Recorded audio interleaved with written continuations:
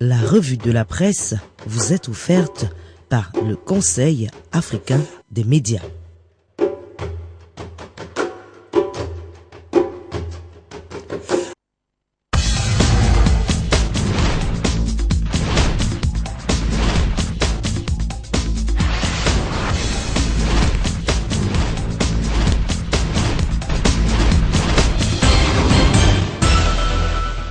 Bonjour l'Afrique, bonjour le monde, bonjour chers téléspectateurs et bienvenue à cette édition du round-up de la revue de la presse africaine sur les antennes de votre chaîne préférée Afrique Média. Nous ouvrons ces revues de presse par le quotidien Al-Wadwa.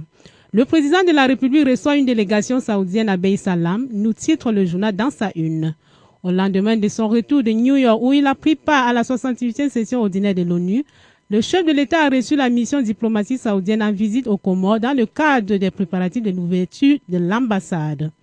Quant au quotidien Fraternité Matin, il met à sa une la décision prise au Conseil des ministres. Le journal nous souligne que le prix d'achat obligatoire du cacao passe de 725 à 750 francs. C'est le prix arrêté au cours du Conseil des ministres. Malversation des fonds européens en RDC, El Mende innocente le gouvernement.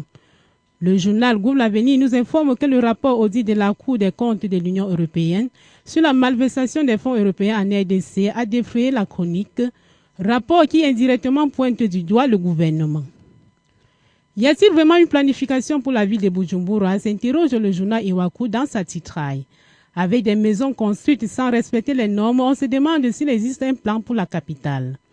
Le journal du Tchad, pour sa part, met à sa une 500 millions pour le financement du procès à Brie.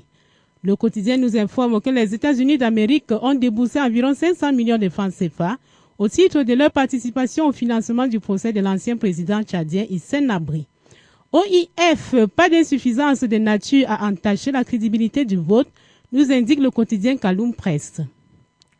Selon le journal, l'Organisation internationale de la francophonie a félicité lundi les Guinéens pour leur mobilisation et le calme constaté pendant la tenue des élections législatives sur toute l'étendue du territoire guinéen samedi dernier. Que nous dit le quotidien journal de Bangui? Nouvelle orientation pour la refondation de l'armée centrafricaine. Selon le journal, le chef de l'État de la transition Michel Djotodia a fourni au nouveau chef de l'État-major général des armées, le général Ferdinand Bombayeke, les grandes orientations. Grogné dans les maisons d'arrêt et de correction, les GSP réclament un statut particulier. C'est la une du quotidien Le Pays. Le journal nous souligne que les agents de la garde de sécurité pénitentiaire GSP réclament un statut particulier et l'ont fait savoir par un mouvement de colère débuté le 2 octobre 2013 avec la suspension de certains services. Le journal Inter, quant à lui, nous indique que pour la présidentielle 2015, Alphonse Soro lance l'opération Un coup KO. Toujours dans ces colonnes, le journal parle du report du 12e congrès de PDCI et nous informe que la justice a débouté les adversaires de Henri Bédier. Le quotidien Le Soleil met à sa une la visite du président Zuma au Sénégal. Selon le journal, le président sud-africain a effectué une visite de 48 heures au Sénégal où il a été accueilli à l'aéroport Léopold Sédar Senghor par son homologue Macky Sall et son épouse marraine Faye Sall. Le journal nous apprend que cette visite s'inscrit dans le cadre du renforcement des coopérations entre Johannesburg et Dakar. Média Guinée dans sa une nous parle de l'indépendance de la Guinée. Le journal nous apprend que les Guinéens ont célébré le 2 octobre 2013 le 55e anniversaire de leur indépendance, obtenue en 1958 sous la direction du syndicaliste Ahmed Sékou Touré. Et cette année, c'est la ville de Zérekore, au sud du pays, qui a accueilli les festivités. Que nous indique le journal tel quel, la réforme pour les nuls. Le quotidien nous informe que la réforme du système judiciaire est enfin prête. Après 16 mois de travaux, les membres de l'instance du dialogue national sur la réforme de la justice ont accouché de 200 recommandations censées guérir les maux du secteur à l'horizon.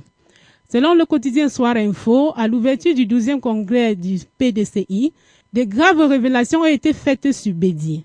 Le journal nous annonce aussi dans ses unes que les roquettes et plus de 600 munitions ont été saisies chez un caporal. Les citoyens cherchent la sécurité désespérément. Alors le journal Al-Aram s'interroge aussi ceux-ci pourront affronter le problème car 73% du peuple égyptien éprouve un sentiment d'insécurité. Tel est le résultat d'une étude effectuée par le Basira pour les sondages d'opinion. Rentrer au pays avant le 30 novembre, titre le journal Le Patriote. C'est un ordre donné par le président Ouattara aux militaires en exil. Autre une du journal, les tueurs du sergent Glacéa aux arrêts. Le quotidien Le Républicain nous parle de IBK à Paris et nous annonce que les Maliens de France interpellent IBK sur leur exclusion. L'Indépendant fait un point sur la réunion d'urgence du lundi soir à la Défense où les militaires protestataires de Kati ont soumis des doléances en plusieurs points au ministre.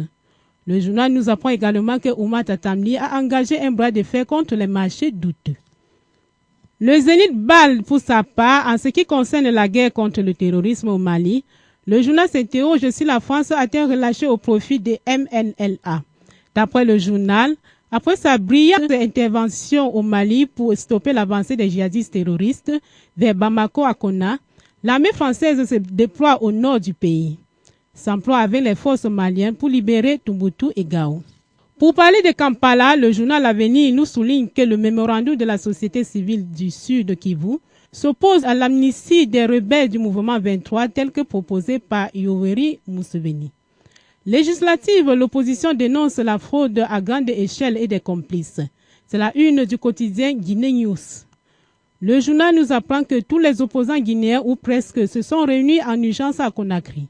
Au terme de leur conclave, ils ont clairement dit qu'ils ne sont pas prêts à cautionner tout tripatouillage des élections tel que constaté en Haute-Guinée et en région forestière. Mesdames, Messieurs, c'est ici que nous mettons un terme à cette revue de presse. Merci pour votre attention. Restez toujours en compagnie de nos programmes et retrouvons-nous la semaine prochaine pour une nouvelle édition. Portez-vous bien. Bon week-end à tous.